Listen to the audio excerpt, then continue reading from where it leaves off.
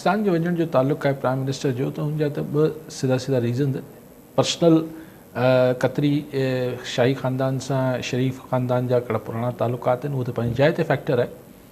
लेकिन कतर ते वञणु जेको अरब वर्ल्ड में जेको ज़ाहिर हिन महिल पाकिस्तान जी ऐं इज़राइल्स जे मामले में एक्चुअली इज़राइल खे बि त इहो ॾेखारिणो आहे त तव्हां मतिलबु पाकिस्तान हिकिड़ो रेलेवेंट फैक्टर आहे मिलिट्री माइट में। यानी अगरि तव्हां इंडिया खे सपोर्ट कयो था, ज़ाहिर असां लाइ जहिड़ो इंडिया तहिड़ो इज़राइल, बिकॉज़ इज़राइल इंडिया खे सपोर्ट कंदो रहियो वॉर में बि। ऐं कतर में वञण में पाकिस्तान खे इन करे बि ॾुखियाई न थींदी त इन सां अमेरिका बि नाराज़ कोन थींदो, न चाइना नाराज़ थींदो। ऐं असां हिकिड़ो इहो शो करे सघूं पिया त असीं पंहिंजी जेका सॉलिडेटरी आहे, पंहिंजी जेका यकजहती ऐं पंहिंजी अहमियत, हिन महिल ॾिसो जेके असांजा मिडल ईस्ट जा मुल्क आहिनि, मुस्लमान मुल्क सवाइ टर्की ऐं इजिप्ट, बाक़ी जेके अरब सॻोरा आहिनि, हिननि वटि पैसो जाम आहे, हथियार बि जाम अथनि। कतर वटि जेके आहिनि लेटेस्ट अमेरिकन टेक्नोलॉजी मौजूदु आहे, एयर डिफेंस मौजूदु आहे, जहाज़ मौजूदु आहिनि, पर शायदि उहो मसल न आहे, मतिलबु इक्विपमेंट त आहे, पर हुनजो इस्तेमाल जी शायदि हिमत कोन्हे। त पाकिस्तान हुन हवाले सां हिकिड़ी जेका वॾी मिलिट्री असांजो पावर आहे, उनखे असीं हिकिड़े तरीक़े सां, ऐं नथो चाहियां त असीं कोई ॾेखा कयूं था, लेकिन ज़ाहिर असीं ऐं न ई ऐं चाहियां थो असीं पोइ पंहिंजी सर्विसिस ऑफर कयूं था, लेकिन एतिरी सर्विसिस त असीं ऑफर करे सघूं था न, त अगरि हुनखे ट्रेनिंग खपे, कुझु खपे, त पाकिस्तान ऐं हुनमें मदद करे सघे थो। मतिलबु तव्हां हैरान कन ॻाल्हि आहे, ख़ुदि प्राइम मिनिस्टर कतर जो हैरान आहे त हू जेको अमेरिकन एयर डिफेंस सिस्टम हो, उहो कहिड़े कम जो जो इज़राइल अची हिट करे हलियो वियो ऐं हिननि जो एयर सिस्टम हलियो ई कोन। जेतोणीकि अमेरिका चए थो त भई असांखे त, ऐं इज़राइल बि मञे थो त असां अमेरिका खे जेॾीमहिल ड्रोन हीअ जेको जेॾीमहिल अटैक थी रहिया हुआ उन महिल इतला कयोसीं, मतिलबु बेकार उहो इतला ॾियणु। पर पोइ छा कंहिं बंदि कयो एयर डिफेंस सिस्टम कतर जो? ऐं इहे जेके जहाज़ अरबे डॉलर जो ख़रीद करे वेठो आहे कतर जो, कतर अमेरिका मां ख़ुदि एतिरो महांगो जहाज़ गिफ्ट कयो कतर जे अमीर हुनखे ट्रंप खे, पर अमेरिका जी सॼी सपोर्ट हुन जेको माना हिकिड़ी बेइज़ती करे हलियो वियो न इज़राइल। ऐं इज़राइल चए थो त भई इज़राइल खां पुछियो वियो नेतन्याहू खां ऐं हुनजे डिफेंस मिनिस्टर खां त तव्हां छा क़यादत ख़तमु करणु कामयाबु थियो? चई न थियासीं, नाकाम, ऑपरेशन नाकाम थियो।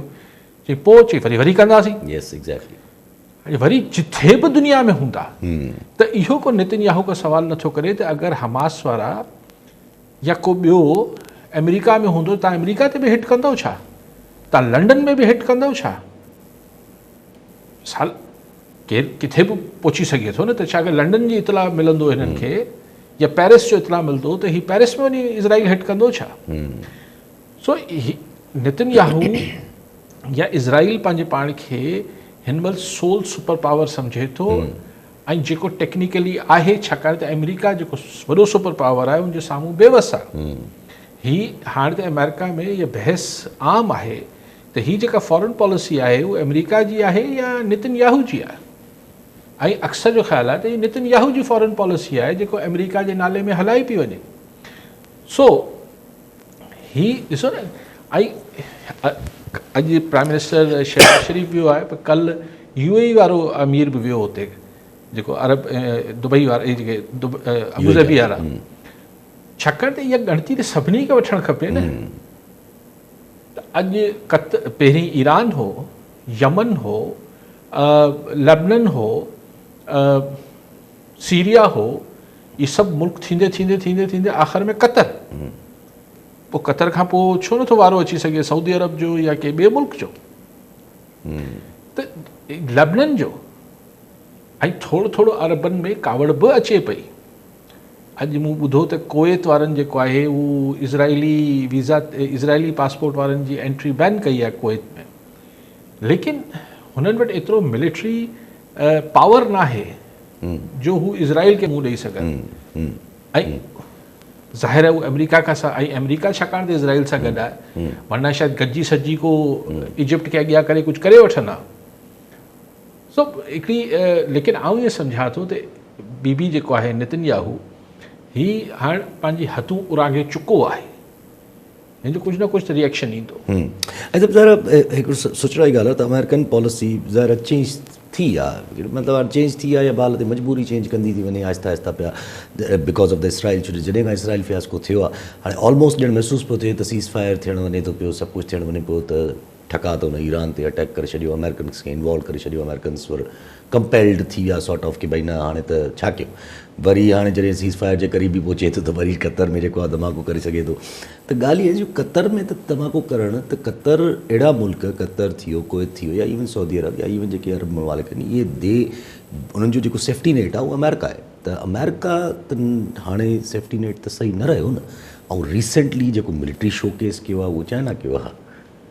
मूं चयो ही बेसिकली ही नेतन्याहू पंहिंजे लाइ या पंहिंजे मुल्क लाइ जेको करे सो पियो करे पियो, पर ही अमेरिका खे हिकिड़ी ॾाढी ॾुखी सिचुएशन में हाणे बीहारे छॾियो अथसि। यानी हुनजो यानी इक्विपमेंट छो न हलियो, इहो वॾो सवाल आहे। सवाल आहे, यस। ही भले मीडिया में डिस्कस नथो थिए, लेकिन एयर डिफेंस सिस्टम छो न कमु कयो, पोइ कहिड़े कम जो आहे? यस।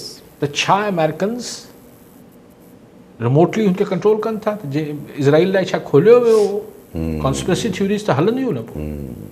त हिकिड़ी आउं इहो सम्झां थो त ख़ैर जेको तव्हां ॻाल्हि कई त वाक़ई में अमेरिकन सेफ्टी नेट में रहण वारा मुल्क अगरि अमरीकी इतिहादियुनि खां ई महफ़ूज़ न आहिनि त ज़ाहिर इहो सोच ते ईंदी।